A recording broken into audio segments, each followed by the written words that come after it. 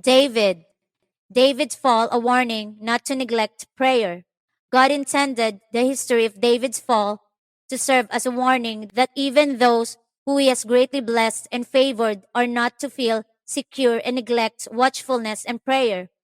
And thus it has proved to those who in humility have sought to learn the lesson that God designed to teach. From generation to generation, thousands have thus been led to realize their own danger from the tempter's power. The fall of David, once so greatly honored by the Lord, has awakened in them distrust of self. They have felt that God alone could keep them by his power through faith, knowing that in him was their strength and safety. They have feared to take the first step on Satan's ground. Patriarchs and Prophets, page 724. God responded to David's prayer for forgiveness. One of the most earnest prayers recorded in the Word of God is that of David when he pleads, "Create in me a clean heart, O God." God's response to such a prayer is, "A new heart will I give you." This is a work that no finite man can do. Men and women are to begin at the beginning, seeking God most earnestly for a true Christian experience. They are to feel the creative power of the Holy Spirit. They are to receive the new heart that is kept soft and tender by the grace of heaven. The selfish spirit is to be cleansed from the soul. They are to labor earnestly and with humility of heart, each one looking to Jesus for guidance and encouragement. Then the building, fitly framed together, will grow into a holy temple in the Lord. SDA Bible Commentary, Volume 4, page 1165. Solomon. We need to learn the lesson in Solomon's humble prayer. At the beginning of his reign, Solomon prayed, "O Lord, my God, thou hast made thy servant king instead of David my father, and I am but a little child. I know not how to go out or come in." 1 Kings chapter 3, verse 7. Solomon had succeeded his father David to the throne of Israel. God greatly honored him, and as we know, he became in later years the greatest, richest, and wisest king that had ever sat upon an earthly throne. Early in his reign, Solomon was impressed by the Holy Spirit with the solemnity of his responsibilities, and though rich in talents and ability, he realized that without divine aid, he was helpless as a little child to perform them. Solomon was never so rich or so wise or so truly great as when he confessed to the Lord, "I am but a little child. I know not how to go out or come in." And the speech pleased the Lord, that Solomon has asked this thing. And God said unto him, "Because thou hast asked this thing, and hast not asked for thyself long life, neither hast asked riches for thyself, nor hast asked the life of thine enemies, but hast asked for thyself understanding to discern judgment. Behold, I have done according to thy words. Lo, I have given thee a wise and an understanding heart, so that there was none like thee before thee, neither after thee shall any arise like unto thee. And I have also given thee that which thou hast not asked, both riches and honor, so that there shall not be any among the kings like unto thee all the days. Now the conditions, and if thou wilt walk in my ways, to keep my statutes and my commandments, as thy father David did walk, then I will lengthen thy days. All who occupy responsible positions need to learn the lesson that is taught in Solomon's humble prayer. They are ever to remember that position will never change the character or render man infallible. The higher the position a man occupies, the greater the responsibility he has to bear, the wider will be the influence he exerts, and the greater his need to feel his dependence on the wisdom and strength of God and to cultivate the best and most holy character. Testimonies for the Church, Volume 9, pages 281 and 282. Solomon's example, a lesson to watch unto prayer. How, in Solomon's case, was weak, vacillating character, naturally bold, firm, and determined, shaken like a reed in the wind under the tempter's power. How has an old, gnarled cedar of Lebanon a sturdy oak of Bashan, bent before the blast of temptation. What a lesson for all who desire to save their souls to watch unto prayer continually.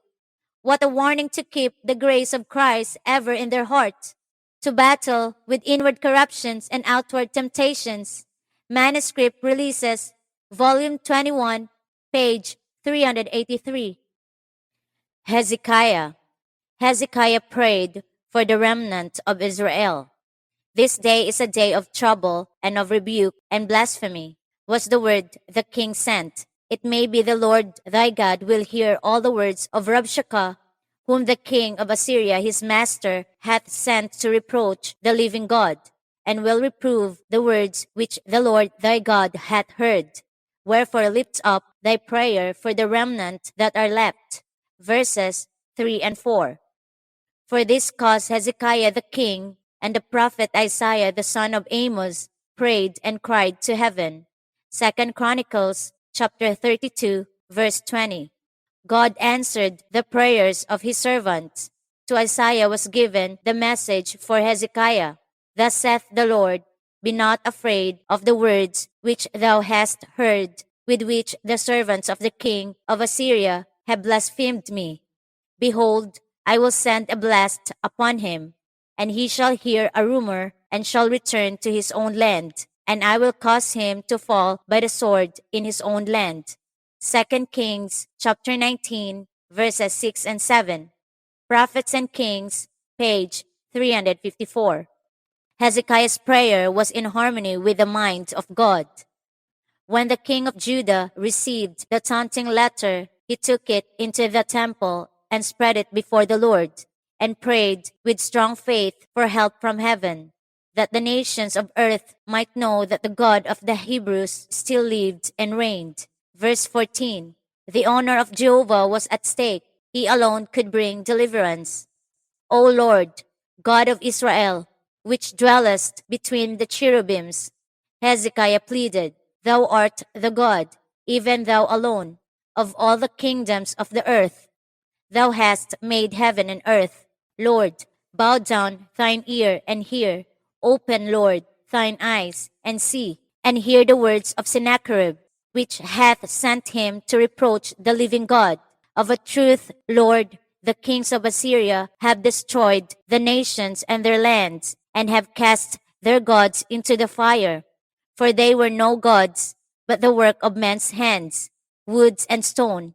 Therefore they have destroyed them. Now therefore, O Lord our God, I beseech thee, save thou us out of his hand, that all the kingdoms of the earth may know that thou art the Lord God, even thou only. 2 Kings chapter 19, verses 15 to 19. Hezekiah's pleadings in behalf of Judah and of the honor of their supreme ruler were in harmony with the mind of God. Solomon and his benediction at the dedication of the temple had prayed the Lord to maintain the cause of his people Israel at all times, as the matter shall require, that all the people of the earth may know that the Lord is God, and that there is none else. 1 Kings chapter 8, verses 59 and 60. Especially was the Lord to show favor when, in times of war or oppression by an army, the chief men of Israel should enter the house of prayer and plead for deliverance. Verses 33 and 34. Hezekiah was not left without hope.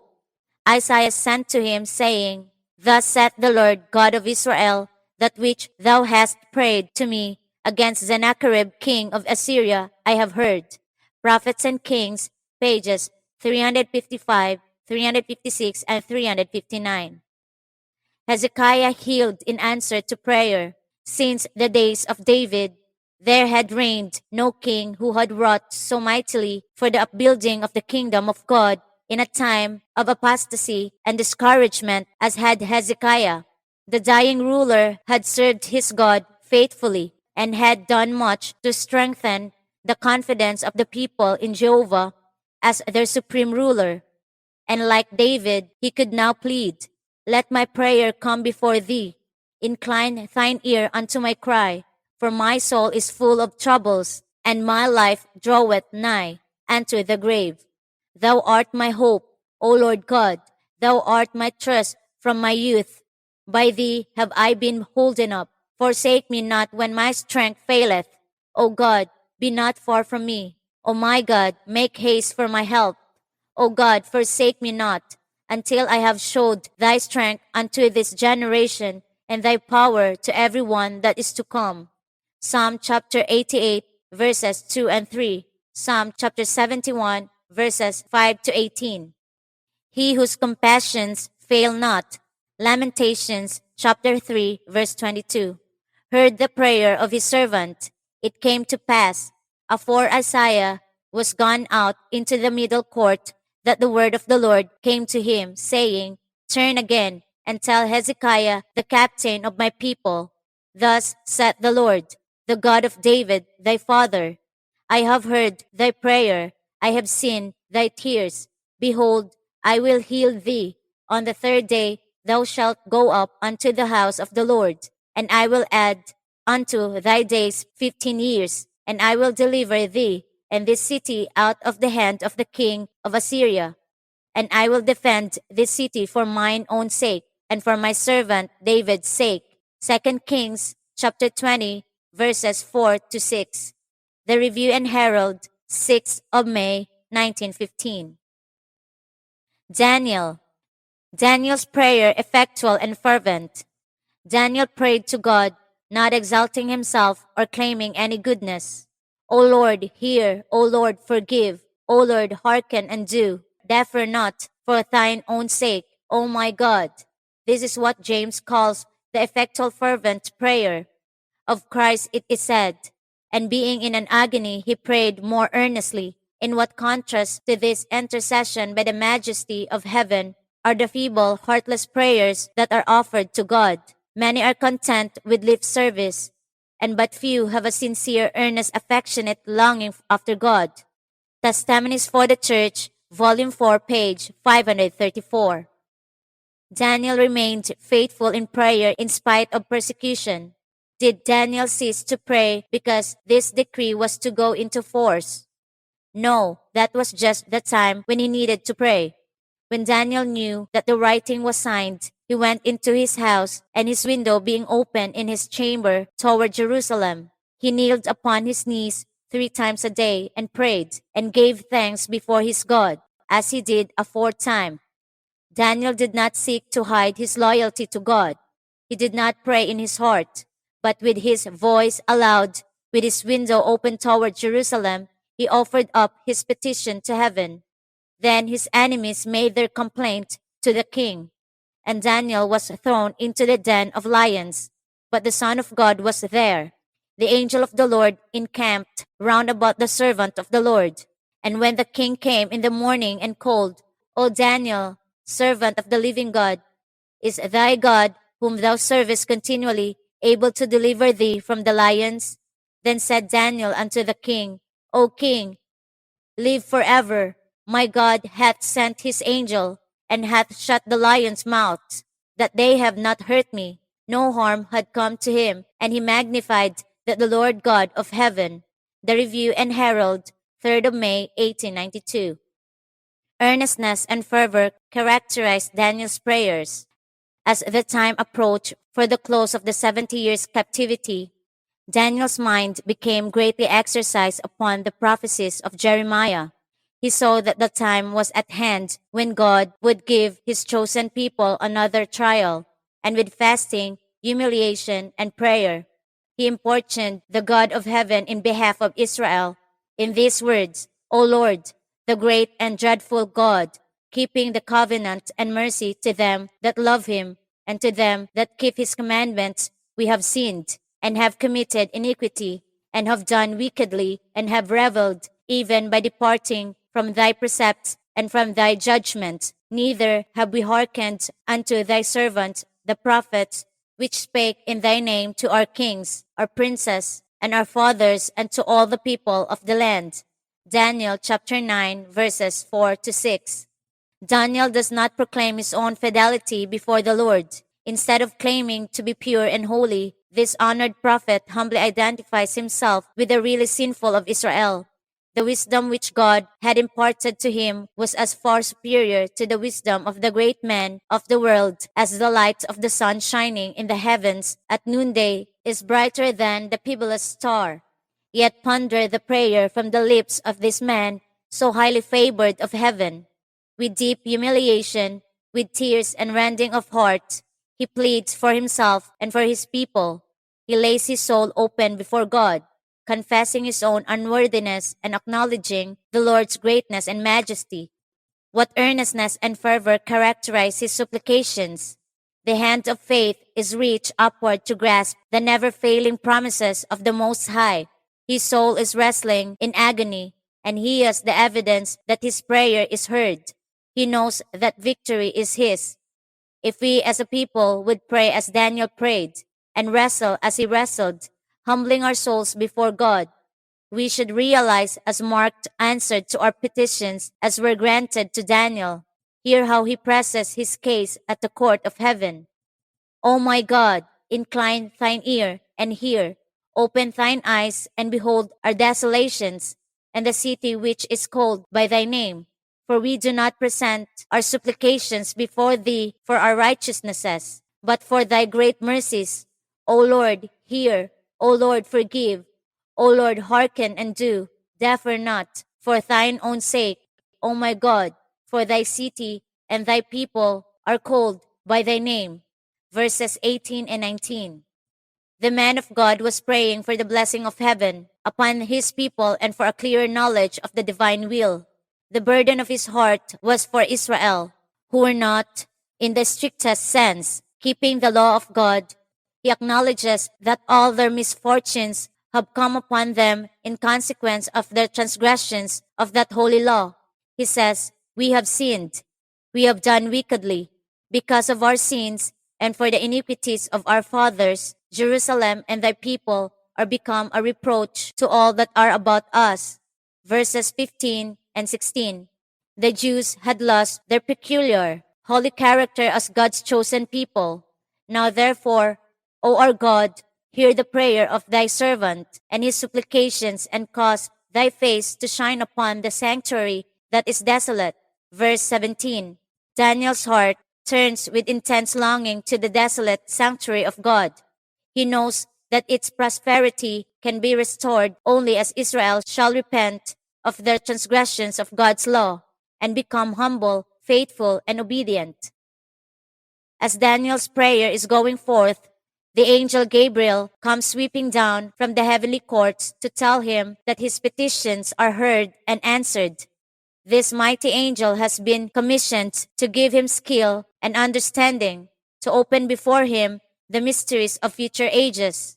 Thus, while earnestly seeking to know and understand the truth, Daniel was brought into communion with heaven's delegated messenger.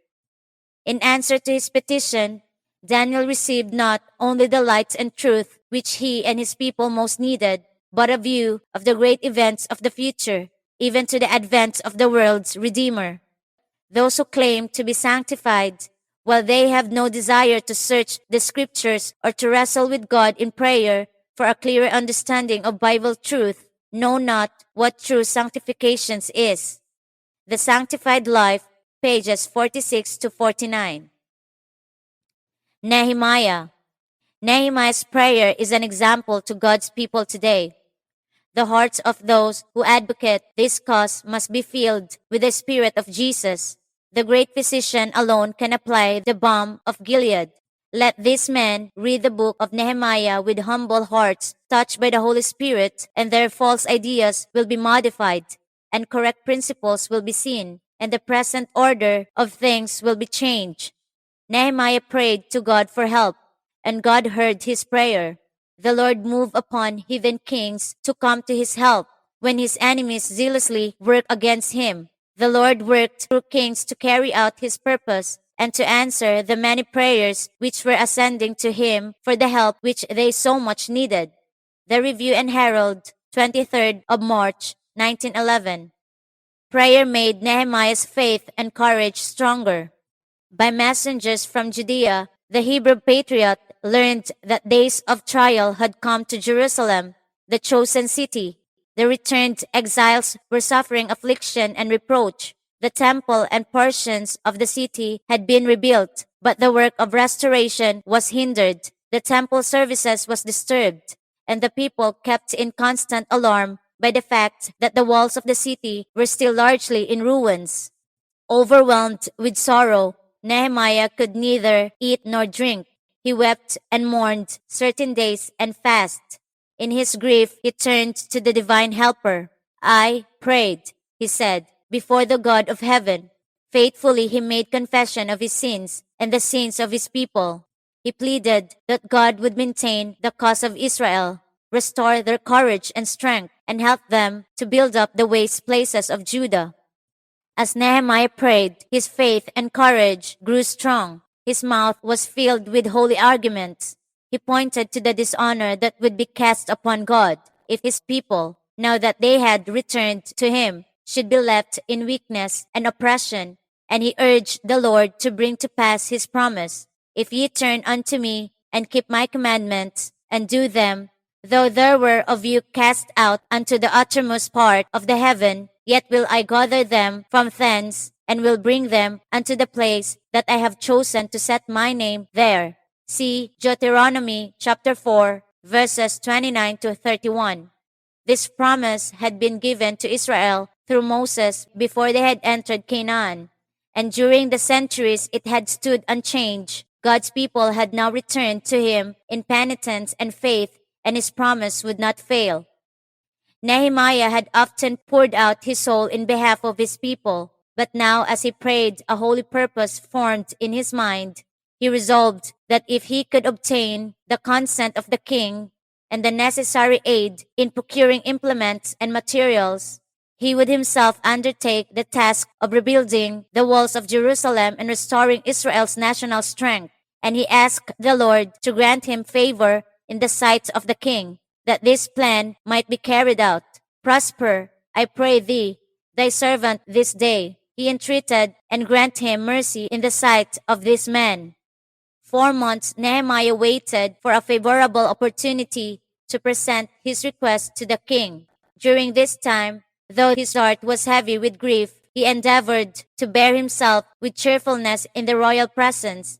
In those halls of luxury and splendor, all must appear light-hearted and happy. Distress must not cast its shadow over the countenance of any attendant of royalty. But in Nehemiah's seasons of retirement, concealed from human sight, many were the prayers, the confessions, the tears heard and witnessed by God and angels. Prophets and Kings, pages 628 to 630. Nehemiah acknowledged his personal sin in his prayers. Not only did Nehemiah say that Israel had sinned, he acknowledged with penitence that he and his father's house had sinned. We have dealt corruptly against thee, he says, placing himself among those who had dishonored God by not standing stiffly for the truth. Nehemiah humbled himself before God, giving him the glory due unto his name. Thus also did Daniel in Babylon. Let us study the prayers of these men. They teach us that we are to humble ourselves, but that we are never to be obliterate the line of demarcation between God's commandment, keeping people and those who have no respect for his law. SDA Bible Commentary, Volume 3, page 1136.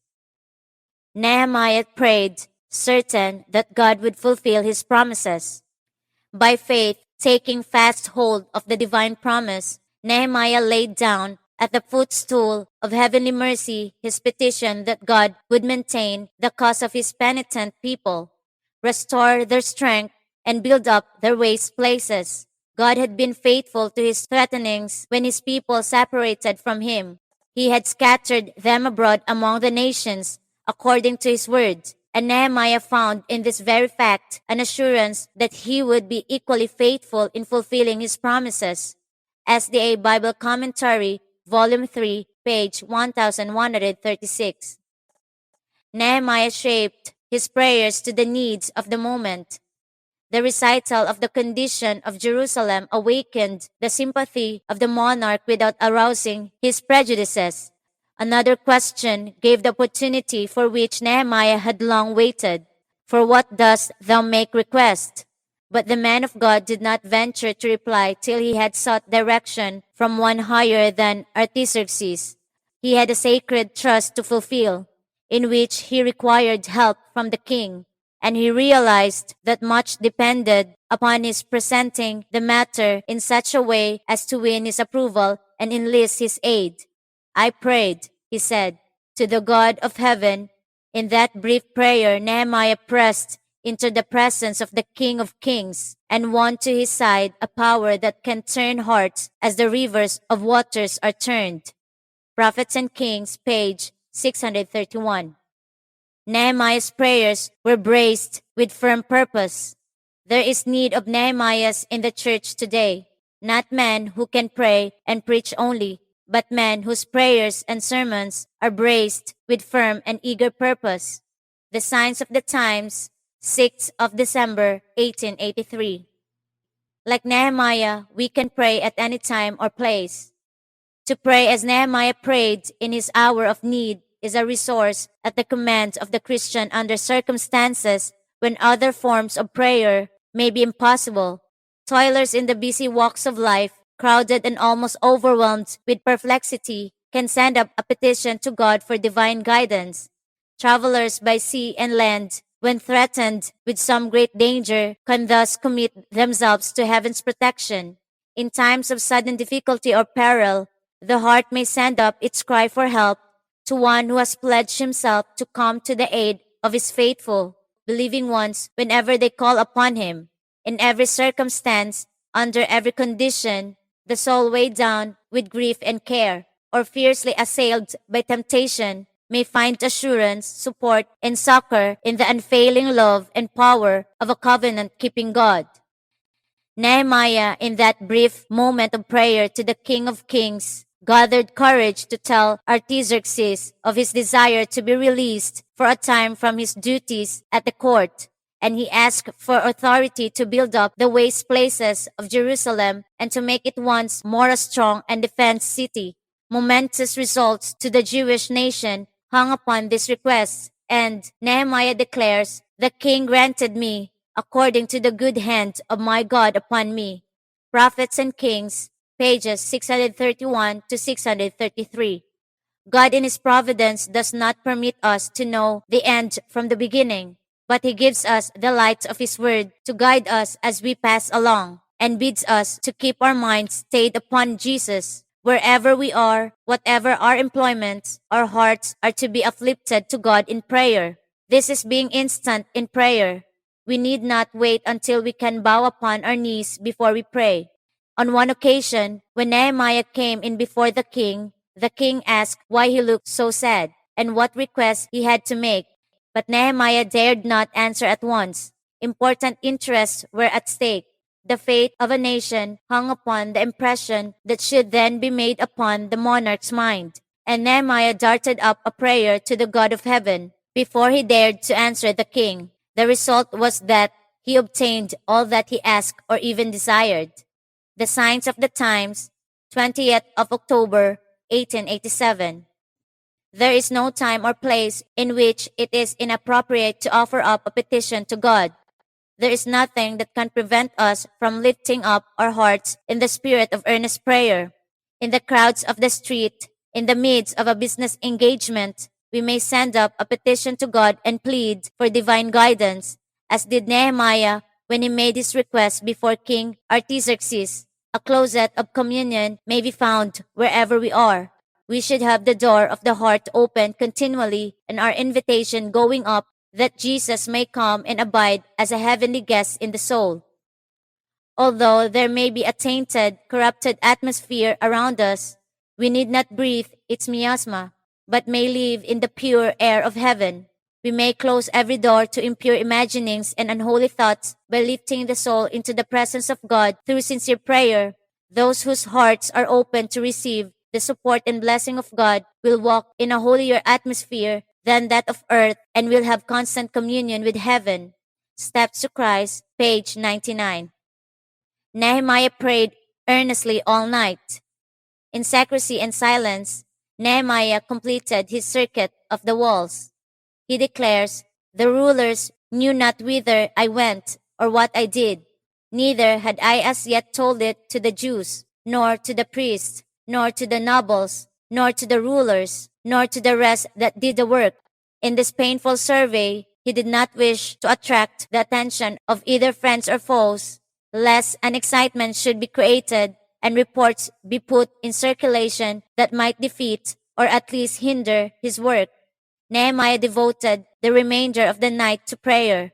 In the morning, there must be earnest effort to arouse and unite his dispirited and divided countrymen. Christian Service, page 174. Nehemiah's success shows the power of prayer.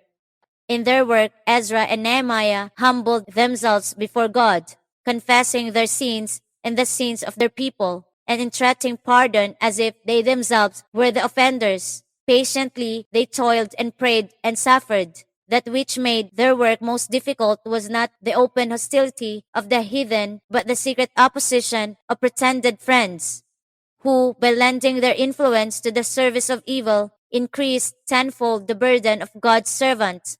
These traitors furnished the Lord's enemies with materials to use in their warfare upon his people. Their evil passions and rebellious wills were ever at war with the plain requirements of God. The success attending Nehemiah's efforts shows what prayer, faith, and wise, energetic action will accomplish. Nehemiah was not a priest. He was not a prophet. He made no pretensions to high title.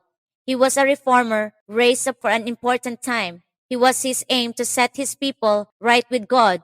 Inspired with a great purpose, he bent every energy of his being to its accomplishment. High, unbending integrity marked his efforts. As he came into contact with evil and opposition to right, he took so determined a stand that the people were roused to labor with fresh zeal and courage.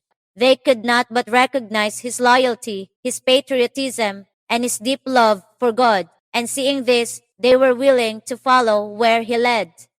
Prophets and Kings, pages 675 and 676. John the Baptist.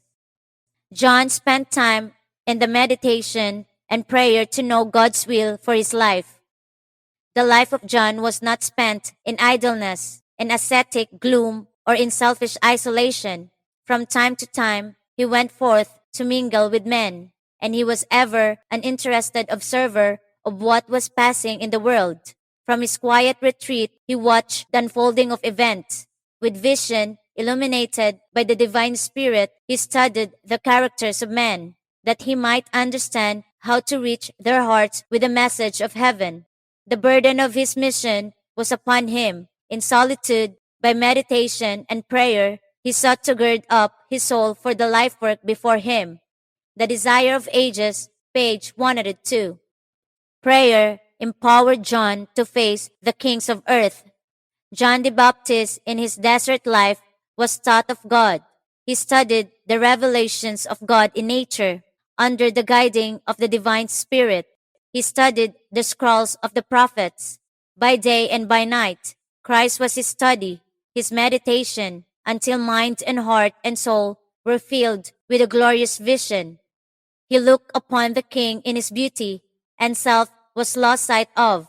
He beheld the majesty of holiness and knew himself to be inefficient and unworthy. It was God's message that he was to declare. It was in God's power and his righteousness that he was to stand. He was ready to go forth as heaven's messenger, unawed by the human, because he had looked upon the divine. He could stand fearless in the presence of earthly monarchs, because with trembling he had bowed before the King of Kings. Testimonies for the Church, Volume 8, pages 331 and 332. Peter. God answered Peter's prayer to raise Dorcas to life. The apostle's heart was touched with sympathy as he beheld their sorrow. Then, directing that the weeping friends be sent from the room, he kneeled down and prayed fervently to God to restore Dorcas to life and health. Turning to the body, he said, "Tabitha, arise." And she opened her eyes, and when she saw Peter, she sat up. Dorcas had been of great service to the church, and God saw fit to bring her back from the land of the enemy. that her skill and energy might still be a blessing to others, and also that by this manifestation of his power, the cause of Christ might be strengthened. The Acts of the Apostles, page 132.